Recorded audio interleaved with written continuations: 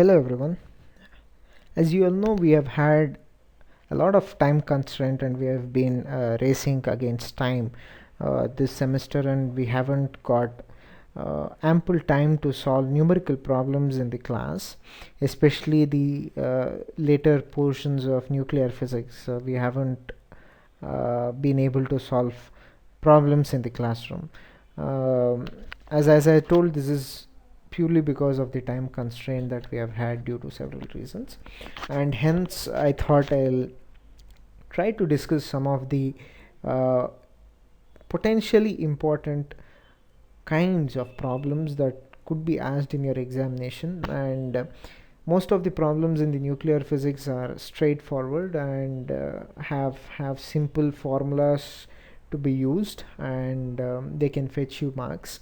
So I thought I'll do these videos, a set of 2 or 3 videos, where I've picked out potentially important problems or potentially important formulas on which the problems could be asked, and I've tried to discuss them here.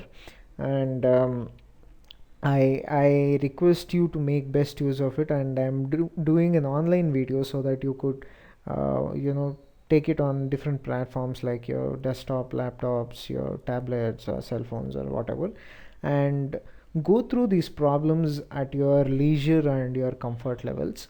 But please do understand that these are the problems that I am solving, so it is not like exactly you are solving. So you need to spend some time practicing these problems, at least for your examination, uh, so that you understand how to go about if a problem which is similar to this is asked. So with this kind of background, I would re- intend to do this video for our benefit. Please do understand that this is a new technique that I'm trying to use, and there might be some technological glitches here and there. Please bear with me, and if at all there is any issue with respect to the problems, or with respect to the subject, or any topics in the subject, please do let me know. We could discuss it online, or we could also I could also prepare short videos on them and send it across so that it would be beneficial to all. So now let me go on to the problem sections directly. So I am starting with some of the numerical problems on the formulas based on nuclear decay processes. The formula might include the formula for nuclear disintegration, nuclear activity, so on and so forth. So a typical program from nuclear decays would sound some uh, would sound something like this. A carbon specimen found in an excavation contains 1/8 as much carbon 14 as an equal amount of carbon in the living matter. Calculate the approximate age of the specimen. Given the half-life of carbon 14 is 5568 years. So what does this problem tell you? That they have excavated a place and they have found some specimen to have carbon in it, and that carbon is about 1/8 as much as carbon 14 is found in the living matter. For example, if you have a living organism or a living matter at this point of time, and if you compare the amount of C14, carbon 14 present in that, and the carbon 14 present in the excavated sample or a specimen, the excavated specimen has 1/8 carbon 14 as compared to the matter that is living at this moment. And they have also given you the half-life of carbon 14, which is 5568 years. Now you have to find out what is the age of the specimen, or how old is the specimen. So let us start the problem by writing down what is given to us. We have been given that half-life of carbon happens to be about 5, 5, 6, 8 years. I might be using some short forms here and there, but that doesn't mean you use that short form in the examination as well. Okay. And we have also been given that the quantity or the amount of the carbon 14 present at any given point of time, that is n of t at the current time, as 1/8 of something that is present. Correct? And so this can be written as, so n is equal to n naught by 8. So these are the two things that have been given to us. So let us see how we can utilize these two information to arrive at the age of the specimen. So from the nuclear decay processes, you know that n is defined as n naught e power minus lambda into t, and you also is defined as 0.693 divided by t half. So this is a very simple substitution. You just write 0.693 divided by 5, 5, 6, 8, and you will get a specific value, 1.244 into 10 power minus 3, sorry, 10 power minus 4 per year. So that is the rate of disintegration of carbon 14. Now you know in this formula, you know n, you know n naught, as in you know a relation between n and n naught, you know lambda, and you are expected to find out t. So this is a very simple substitution that you have to do. N by n naught is equal to e power minus lambda t. So this is n by n naught can be taken as 1 by 8 is equal to e power minus t into 1.244 into 10 power minus 4. So taking logarithmic on both the sides and trying to solve it, you will get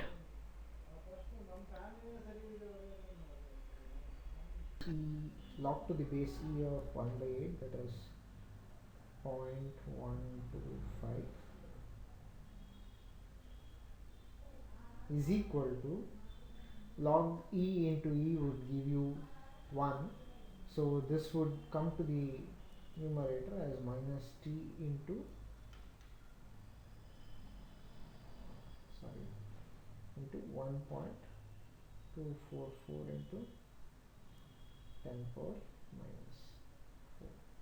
So solving this for t, the t would turn out to be as 1671 5.76 8 years. So you could just approximate it as some t equal to, t is approximately 1671 5.5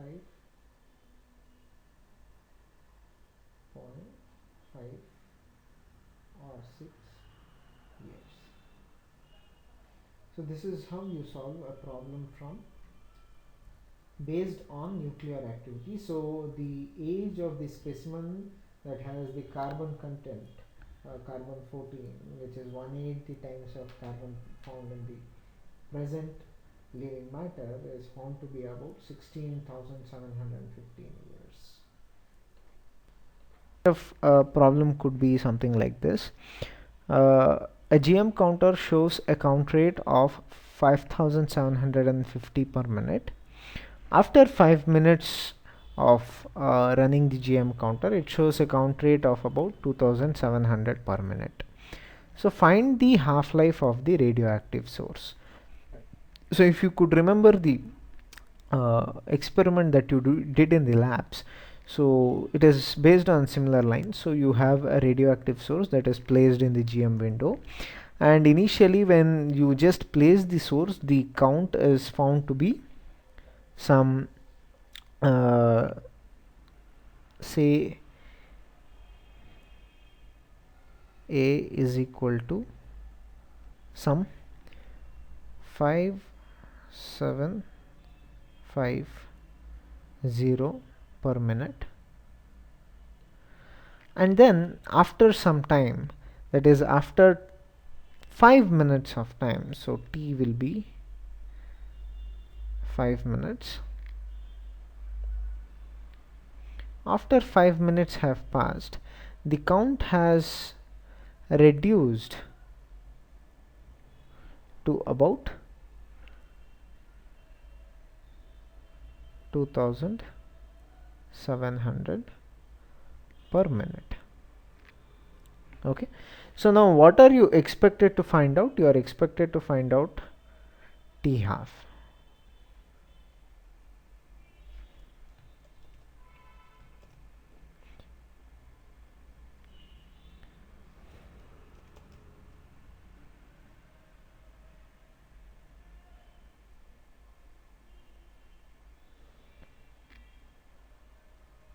Please remember that whenever there is a problem given to you, please write down what are all the things that is already given, identify the terms or the parameters, and identify the parameter that you have to find out.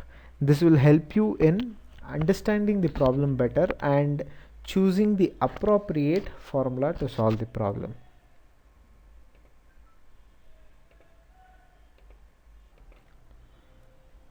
So we had looked at a formula based on the activity of the radioactive sources or the nuclei that are emitting radiations. So this is a problem based on the activity of such nuclei. So let me write down the formula for the activity of the radioactive nucleus or any nucleus that is undergoing decay for that matter. It is given as A equal to A naught e power minus lambda into T. Fine. So now let us try to substitute for these values. So you know A by A naught can give you e power minus lambda T. Please remember that the formula for T half is equal to is given as 0.693 divided by lambda. So you need to determine lambda, and for that we are using this particular formula. So let us just substitute these values for A naught and T and solve it. So A you have 5750 and you have A naught as 2700 is equal to e power minus lambda into time is 5 minutes. Let it be in minutes only. Let us not bother to convert this. So solving for lambda you will arrive at, so remember you have to take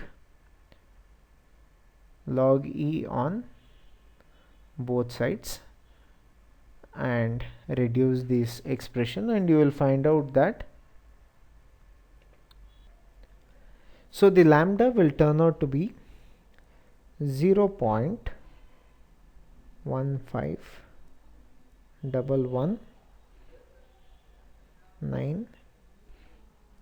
counts or disintegrations per minute. Okay, now once you have arrived at the value of lambda, it is again a simple substitution. All that you have to do is T half is equal to 0.693 divided by 0.15119. So that will be 0.693 divided by so that will turn out to be about 4.583 minutes. So the half-life of the radioactive source that you used in this particular experiment, or in this problem, has a half-life of about 4.5 minutes. The next kind of problem that you can expect from the unit based on nuclear decay processes is on the range of the particles, especially the alpha particles that we have looked into at this chapter. So typically they might give you a range and ask you to calculate energy. They might give you energy and velocity and ask you to calculate the range, or they might just give you velocity and ask you to determine the range of the particle. So let us look at one such problem.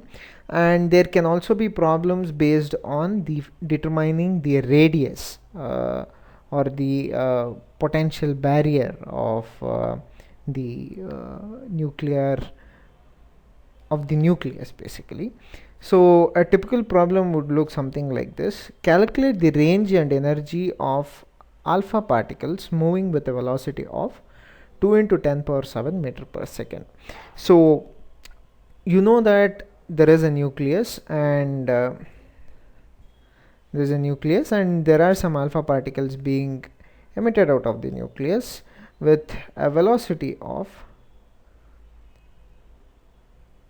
2 into 10 power 7 meter per second. So you need to determine the energy, basically the kinetic energy of these ejected alpha particles, and also the range of these alpha particles, or how long will they travel.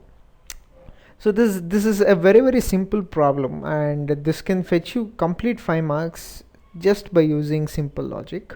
So you know that energy can be given as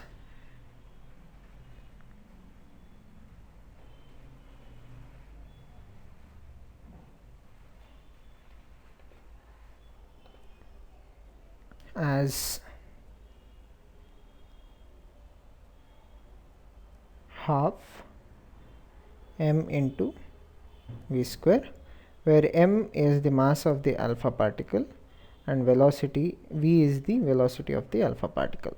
Now just to do a small rough work here, so mass of the alpha particle is found to be about 6.644 into 10 power minus 27 kgs. Okay, so if we want to determine this term half m alpha in terms of MeV, then all that we have to do is do this calculation: 6.644 644 into 10 power minus 24, sorry, minus 27 divided by 2 into 1.6 into 10 power minus 19 into 10 power 6. So this will reduce to about 2.076 into 10 power minus 14. So all that you have to remember is if you want to determine the energy of the alpha particle, you can simply take it as 2.076 into 10 power minus 14 into v squared. V squared or v alpha squared, doesn't matter. So substituting for v alpha from the above equation, that is 2.076 in 10 power minus 14 into 2 into 10 power 7 the whole square. So you would get the energy in terms of MeV as about 8.304 MeV. Now the range is defined as R is equal to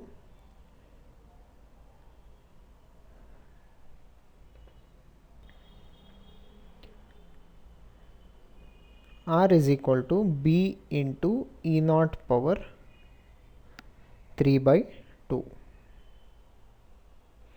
where B is given as 3.18 into 10 power minus 3, and E naught we have already calculated, just substitute that 8.304 power 3 by 2. So let me just calculate this, and this is 3.18 in 10 power minus 3 into 8.304 power 3 by 2. So that comes out to be about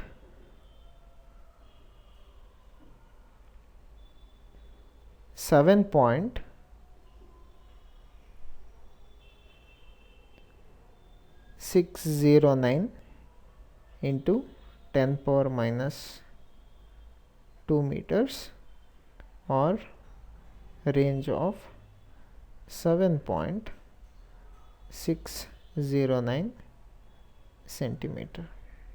So please remember, for an alpha particle the range is in the order of a few centimeters. So even when you are trying to calculate it, and if you got some value that is greater than I mean it's very high in terms of in the powers, or in terms of meters, or in terms of kilometers, or in terms of micrometers or something like that, please verify your answers, because the range of alpha particle is a few centimeters.